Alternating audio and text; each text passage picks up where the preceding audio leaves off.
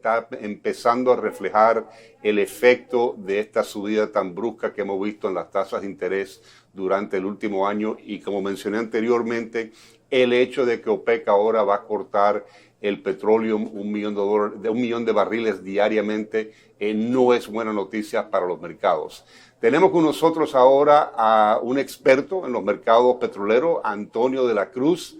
Antonio, gracias por estar en el programa. ¿Qué tú opinas de esta decisión por parte del OPEC Plus de cortar la producción de petróleo? O sea, obviamente los países miembros del OPEC Plus tienen sus intereses económicos. ¿Tú crees que están haciendo esto porque están convencidos que la economía se va a aflojar y están tratando de sostener esos precios de petróleo? Totalmente. Creo que la señal que da la OPEC Plus es que juega dentro del interés de que necesitan los precios para equilibrar los presupuestos.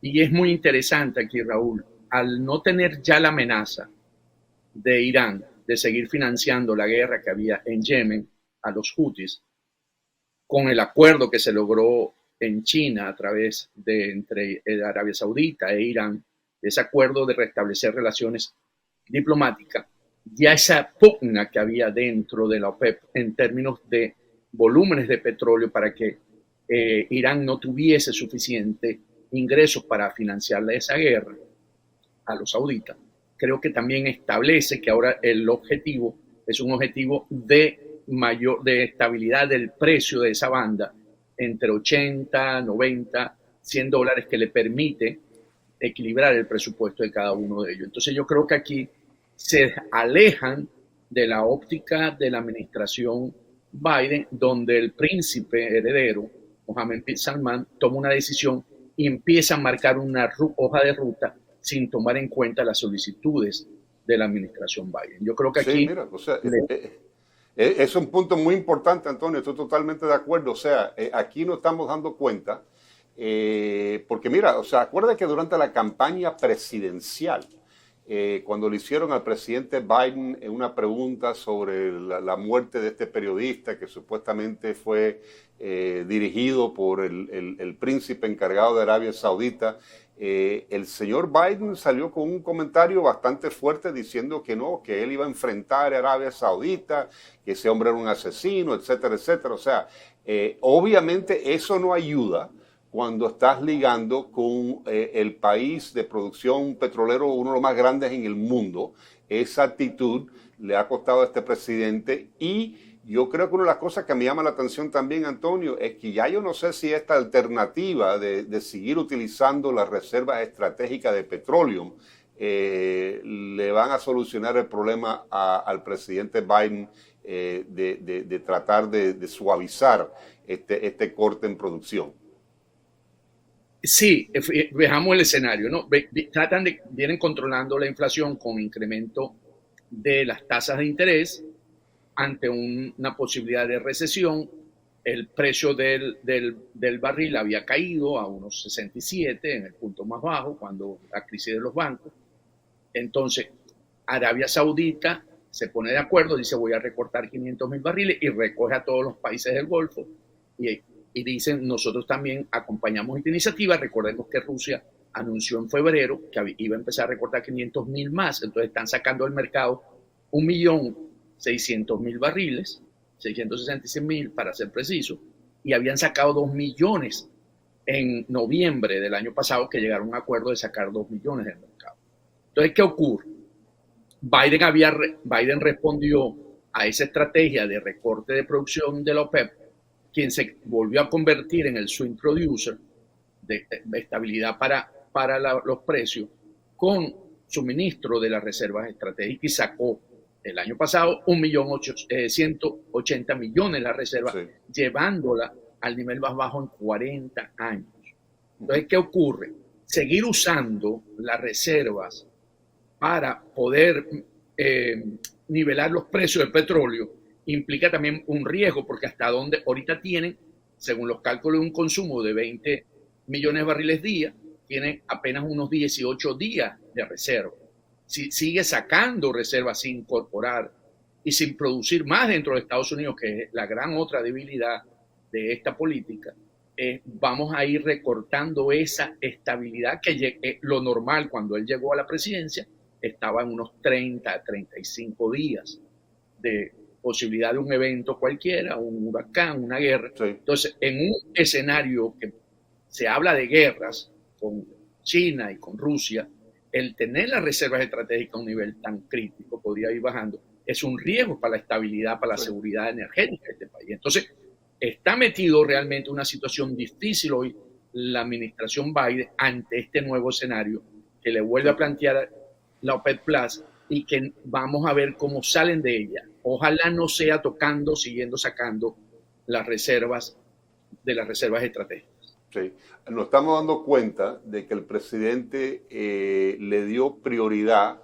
a ciertos objetivos políticas por encima, a mi juicio, del tema de la seguridad de los Estados Unidos. O sea, desde que entró a la presidencia, Biden ha querido complacer a los progresistas dentro de su administración que están convencidos que el planeta se va a desaparecer dentro de 5 o 10 años si no eliminamos el petróleo. Y entró en esta batalla con la industria petrolera.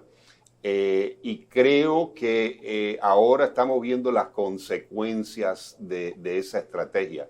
Y me llama la atención porque últimamente, en estos últimos días, aparentemente hasta Joe Biden se está dando cuenta que, para decirlo vulgarmente, metió la pata, porque ahora de repente está diciendo que sí, que vamos a poder perforar y buscar petróleo en Alaska. Ahora supuestamente van a permitir a la industria petrolera perforar en el Golfo de México de nuevo. Así que las cosas han cambiado un poco.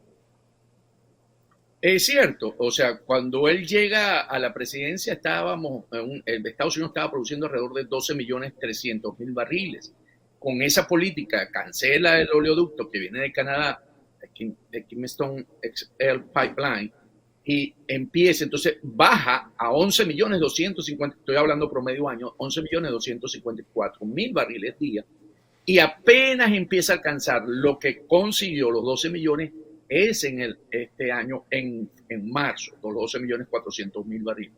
Porque si hubiese mantenido la política de la administración anterior, hoy estaríamos produciendo en Estados Unidos alrededor de 15 millones de barriles día, que podría ser el swing producer dentro de los precios del petróleo. Como Antonio, tenemos que ir a una pausa comercial. Cuando regresamos vamos a continuar eso, porque mira, este tema del petróleo es importantísimo a nivel global. O sea, esto es la energía que utilizamos para manejar nuestras economías, para producir electricidad, para viajar, para transporte. Vamos a ir a esta pausa comercial, regresamos después con Antonio La Cruz de vuelta. Bienvenido de vuelta, Raúl Mascanosa. Aquí continuamos en El Mercado y Más, en una conversación muy interesante con Antonio de la Cruz, un experto petrolero y director ejecutivo del think tank Interamerica Trends. Antonio, estamos hablando de lo que está pasando en este momento con la situación petrolera, el hecho de que el OPEC Plus ha cortado la producción 1 millón de barriles diarios, o sea, para tratar de sostener el precio de petróleo. Goldman Sachs ahora dice que para fines de este año esperan que el petróleo va a estar a $95 el barril, y para el 2024 quizás llegue hasta $100 el barril. Mientras tanto, lo que estamos hablando de que ya las reservas estratégicas de los Estados Unidos están muy disminuidos por el hecho de que Biden lo ha utilizado para tratar de bajar o mantener bajo el precio de la gasolina aquí en los Estados Unidos. Pero ya las opciones se le están terminando a esta administración. Quizás ahora están dándose cuenta que tienen que depender de la producción norteamericana para enfrentar realmente las necesidades de energía de este país. Pero otra cosa que me llama la atención, Antonio, yo creo que estamos viendo en este momento, quizás por primera vez en largo tiempo, que ya el poder económico, el poder político de los Estados Unidos está empezando a sufrir. Porque a mi juicio, o sea, hace unos cuantos años hubiera sido inconcebible que nosotros estuviéramos en esta situación en lo cual China está dominando lo que está pasando en el Medio Oriente en términos de las relaciones entre Arabia Saudita e Irán, y que Arabia Saudita estuviera tomando estas decisiones sin realmente, o por lo menos mencionárselo de antemano a los Estados Unidos que van a hacer esto. Esto aparentemente cogió la administración de sorpresa este fin de semana cuando salió esta noticia. ¿Tú crees que realmente, mirándolas de afuera, o sea, tú crees que realmente este país está perdiendo la capacidad de mover los mercados y tener influencia en un país, en una región, mejor dicho, tan importante como el Medio Oriente? Coincido totalmente contigo, Raúl, porque esa presencia de China, de ir avanzando cada vez más en convertirse en un polo de referencia, como lo llaman ellos, en un nuevo orden para lograrlo, en establecer algunas condiciones. Imaginémonos lo siguiente, recordemos que el precio del petróleo se establece en dólares. Supongamos que a partir dentro de pronto, Arabia Saudita, que es el gran exportador de petróleo en el mundo, toma la decisión de que puede utilizar otra moneda como el yuan, que es lo que quieren los chinos, y empieza a tener esa relación, empieza a perder la estabilidad del dólar que se la da esas cotizaciones del petróleo, empezar a debilitar a la moneda, que ha sido una de las grandes armas que ha tenido para influenciar en el mundo Estados Unidos. Imaginémonos que eso pudiese ocurrir porque China viene empujando esa propuesta de que no solamente sea utilizado, y ya Arabia Saudita viene pensando y proponiendo de que podría empezar a cotizarse ese crudo y venderse en otras monedas como el yuan. Sí. Entonces, yo creo que ahí hay un punto de atención y que esta administración se le está yendo por debajo sin darse cuenta de cómo ha ido perdiendo esa influencia dentro del medio. Increíble. La arrogancia va a destruir este país, francamente, si seguimos de esta manera. Y si yo fuera China, yo estuviera haciendo exactamente lo mismo. O sea, la segunda economía más grande del mundo, con aspiraciones para ser la gran potencia del mundo en términos de poder económico. Y obviamente hoy día el centro para manufacturar para todo el mundo. Tienen una gran necesidad para toda clase de materia prima, no solamente petróleo. Y obviamente es un cliente natural para Arabia Saudita, igual para todos los otros productores de petróleo, porque es una economía tan grande y tan fuerte. Yo, si fuera China, yo estuviera haciendo exactamente lo mismo. Pero hablando de esa arrogancia, o sea, mira, hay un dicho que muchos soldados utilizan en el campo de la batalla, que dice que el enemigo siempre tiene un voto. No importa qué tan brillante es tu estrategia, tus tácticas militares, el enemigo siempre tiene una manera de desviarte, de cambiar el escenario, de causarte problemas, lo que sea. O sea, y eso, el dicho es muy importante porque lo que significa es que siempre, antes de tomar decisiones, tenemos que reconocer que nuestros enemigos tienen alternativas, van a responder, van a tomar decisiones que cumplen con sus necesidades y no necesariamente las necesidades de los Estados Unidos. Y eso es lo que estamos viendo en este momento, que muchos países del mundo ya, a mi juicio, ya no les importa lo que está pasando en los Estados Unidos, ya no le tienen ese respeto, van a decir, mira, vamos a hacer lo que es esencial para nosotros, y en este caso, Arabia Saudita, que tiene amplios recursos de petróleo, pero que también no son reservas ilimitadas. Arabia Saudita ya está haciendo planes para cambiar su economía, reconociendo que eventualmente ese petróleo se va a desaparecer. Y quieren, por lo menos hasta donde puedan, seguir recibiendo el máximo rendimiento de esos recursos limitados que tienen. Ellos vienen desarrollando estas grandes ciudades también con un concepto futurista donde piensan que la economía del conocimiento va a jugar un gran rol y ha ido posicionándose en ese sentido para no depender en 2040 o 2050, que es más o menos donde podría haber una menor influencia del petróleo dentro de las economías, pero sí han venido haciendo ese cambio de modelo de ser un país básicamente productor de petróleo a volverse una economía o de servicio o de conocimiento. Hay un dato interesante cuando uno analiza por qué China logra ese acuerdo entre Irán, establecer que se propone entre Irán y Arabia Saudita, que es que sabe que una eventual toma de Taiwán, una de las herramientas que usa Estados Unidos siempre es sancionar, y podría sancionarlo con suministro de petróleo,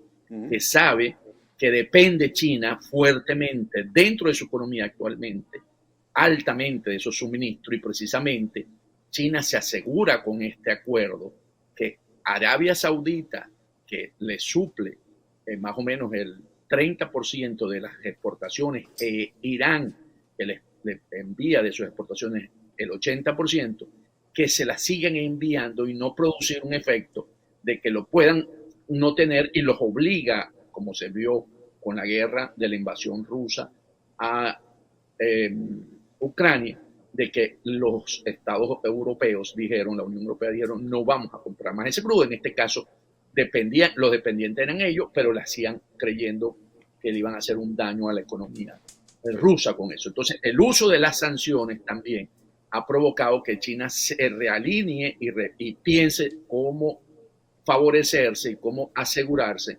su seguridad energética en un futuro. Sí. Oye, un análisis brillante, Antonio. O sea, otra cosa que mirando este tema de Arabia Saudita, China ha hecho más o menos la misma cosa con Turquía. O sea, Turquía está en unos problemas severos por consecuencia de la inflación en el país, que le ha pegado fuertísimo a la moneda. Ahora tuvieron este terremoto que también va a afectar de una forma negativa. China está desarrollando unos enlaces y una relación con Turquía bastante extensa. Le van a proveer ayuda para enfrentar estos problemas.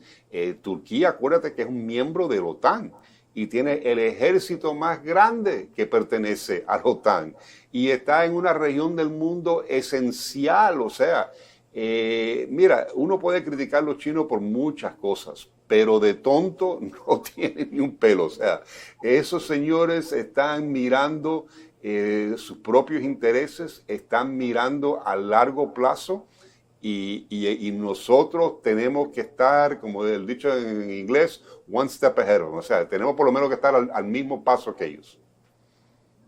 Totalmente. Si nosotros descuidamos esa fortaleza que ha tenido Occidente, la cultura Occidente, porque ¿qué pasa?